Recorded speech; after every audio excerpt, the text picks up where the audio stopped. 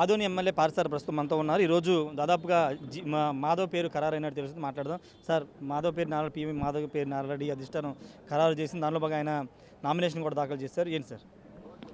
ఈరోజు భారతీయ జనతా పార్టీ పనుల్లో భాగంగా కొత్త అధ్యక్షుడి ఎంపిక జరిగింది. దాని కసరత్తు పూర్తి చేశాం. అంటే నామినేషన్ల ప్రక్రియ ఈరోజు పూర్తి చేశాం.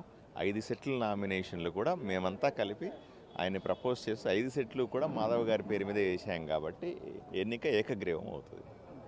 అంటే అధ్యక్ష పదవికి మీరు కూడా ప్రయత్నాలు చేశారు, మీరు కూడా పదవిని ఆశించారు బీసీ సామాజిక వర్గం నుండి.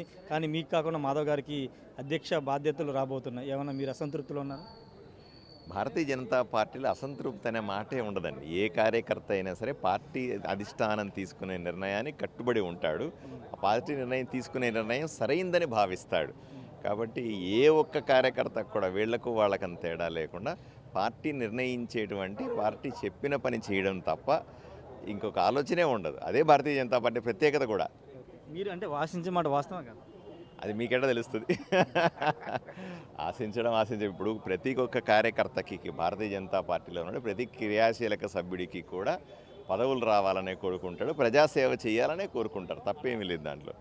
కానీ మీరు చెబుతున్నటువంటి ఆ రకమైన యాంగిల్ ఎప్పుడూ ఉండదు భారతీయ జనతా పార్టీలో. ఇప్పుడు మాధవి అభ్యర్థిత్వాన్ని అందరూ సంపూర్ణ మద్దతు తెలిపే అవకాశం ఉంది. ఏదో పైన మద్దతు ఇచ్చి లోపలేదన్న అలాంటి ఉండే అవకాశం ఉందా?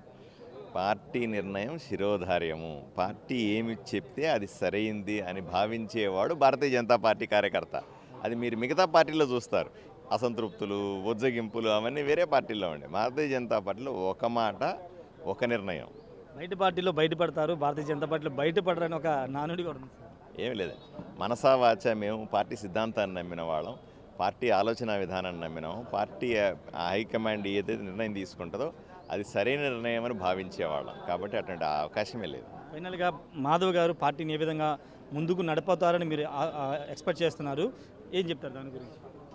పివిఎన్ మాధవ్ గారు ఆంధ్రప్రదేశ్ భారతీయ జనతా పార్టీ అధ్యక్షుడిగా బ్రహ్మాండంగా నడుపుతారు. మా పార్టీ ఈ రాబోయే 3 ఏళ్ళలో గొప్పగా బలపడుతుందనే ఆశతో, ఆకాంక్షతో ఉన్నాం మేమంతా కూడా. అది జరిగి తీరుతుంది.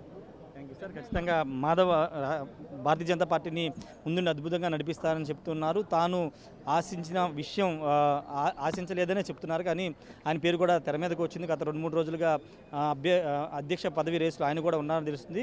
జనరల్గా బీజేపీలో అలాంటివి ఉండవు. ఎవరికి పదవి ఇస్తే వాళ్ళ అభ్యర్థిత్వాన్ని సహకరించాల్సిందే, ఆ మద్దతు తెలపాల్సిందే అని చెప్తూ ఉన్నారు. ఖచ్చితంగా ఎవరికైనా ఉంటుంది. కానీ ఇచ్చిన తర్వాత ఖచ్చితంగా ఆయనకి సంపూర్ణ మద్దతు తెలపాల్సిన అవసరం ఉందని పార్థసారథి చెప్తున్నారు. కెమెరా పర్సన్ శ్రీనివాస్తో రాజేష్ RTV విజయవాడ నుండి.